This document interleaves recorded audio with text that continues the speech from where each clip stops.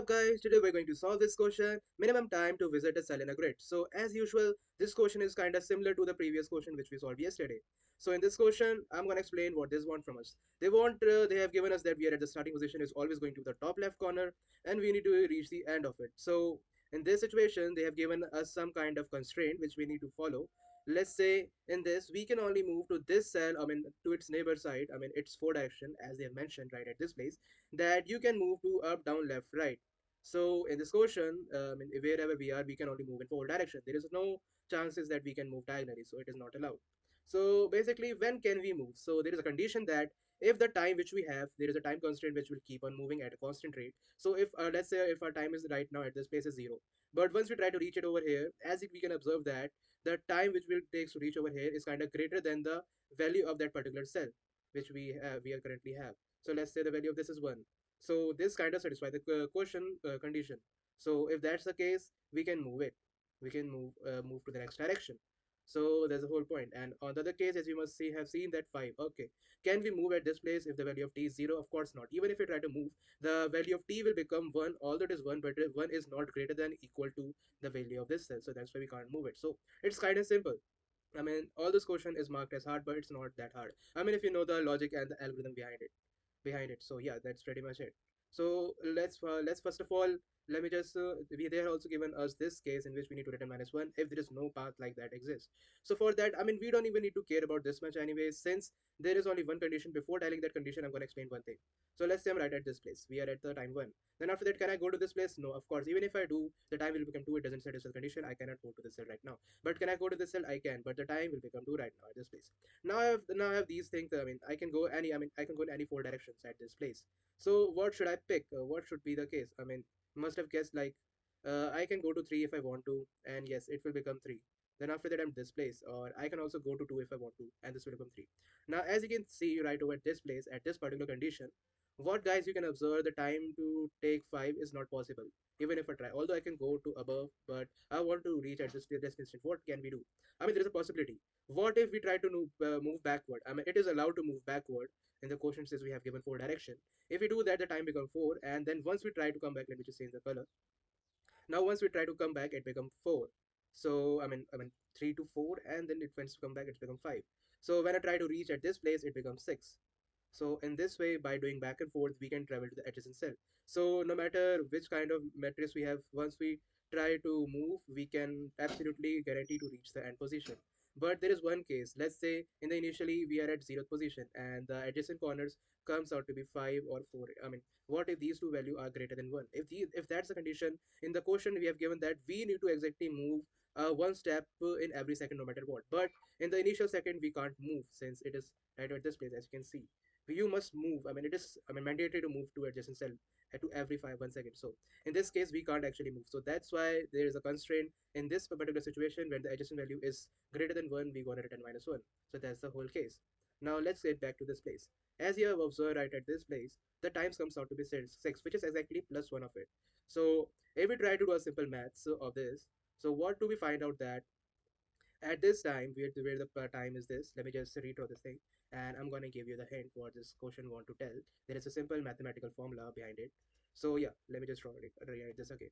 So let's say I tried this, I move this, I got the value 1. Once I try to move this, I got the value 2. Now if I look at the difference between these two, the current time which we are currently at in this time, what we can observe that the differences comes out to be odd. So if the time is odd, what can we observe? The next time which we locate at this place is kind of 3. So this is exactly the same number. So it's gonna be the same. But when I was at this place, and as you guys know that it was 3, so I did a back and forth from this place or whatever this place, and it's add to my per 2 to my current time, it becomes 5. And once I try to reach at this place, it becomes 6. So as you can observe that if the difference is comes out to be even, so if the difference is even, then the cell value which we are at, it's gonna be, let's say, cell value +1. So that's the main heart of this question. That's the whole thing. So let me just code this thing up for you. And also it is just same as the Dijkstra algorithm. So yeah, let's just look at code me. Let me just code this thing so it will be more clear. Mm, yeah. So let's say, as you have mentioned earlier, that what we're gonna satisfy the first condition. The condition in which we cannot reach the end of it. So as you have seen that if I try to pick the adjacent value of the zeroth cell, 0, 0, it's gonna be this, or it's gonna be 1, 0. and if I try to pick what do we say minimum of all, out of all of this, and if it comes out to be greater than 1, I'm obviously going to return -1. If that's not the case, we're gonna simply do the textbook digits algorithm, whatever it is. So simply we're gonna have a min heap which wanna keep track of the minimum value.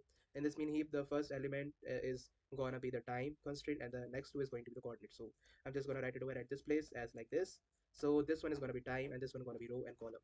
Then after that, what we need a visit set so that we are not so that we won't stuck in a loop of moving back and forth and again and again. So it's kind of tough. I mean, if we try to do that, it's gonna just mess up the code and it will keep on moving in a loop. So that's why we're using visit set. Then after that, what we're gonna do? We're gonna do while min heap just the same as usual. We're gonna pop out the value of row and column. So first of all, and so let me write this thing up. Row and column. It's gonna be like this. Length of grid is going to be low row, and the length of grid and the zeroth index is going to be the column. Then after that, what we're gonna do? We're gonna use a heap queue. It's also priority queue. Simply going to do this heap dot pop, and we're gonna pop out the min heap value in which we want to cover up and get this value t and this. Then we are allowed to move in 4 directions. So let me just write it up. So it's kind of just repeated work. Row comma column. I mean, this is gonna be the down direction, and it's gonna be the up direction. Then after that, it's gonna be, let me just write the repeat it again, and it's obviously going to be the left, and it's obviously going to be the right. So these are the 4 directions which we can move. So I'm going to iterate each neighbor coordinates, which is nr and nc in neighbors. Then after that, what I'm going to do basically, if let's say I need to calculate the wait time. Wait time is basically the time which we are currently at. I mean, let's say the time right at this place, it's comes out to be 3. So I mean, you know the basic heart behind it, so I'm just gonna code this thing up for you guys. So first of all, in the min heap, I'm going to add the neighbors. So let's say I've got a heap queue, then heap push, and I'm going to add this thing up min heap, and we're gonna add this. We right now don't know which time which we should add, but we know that it's probably going to be these coordinates. So let's say we as I've told you that, I mean, it's gonna be a next time. I mean, we don't know what the next time is right now, but if we try to do a difference of these, the difference of this grid value and this value, and if we try to do this grid of this neighbor row and the neighbor column, and if I try to do a subtraction with this, I mean, I put absolute just to be sure, make sure that this value is not negative, it's always going to be positive. And if I do a mod of 2 with it and it comes out to be, if it is 0 it comes out to be even, the wait time is obviously going to be 1. Like I've mentioned earlier, since if it is even, then we're going to add +1 into it, so that's why I put 1, otherwise it's going to be 0. So which means that the grid currently which we are at and the column we are currently at, if it satisfy the condition, I mean wait, if it is odd, it's going to add 0 into it. If it is even, then it's going to add 1 into it. That's the whole main.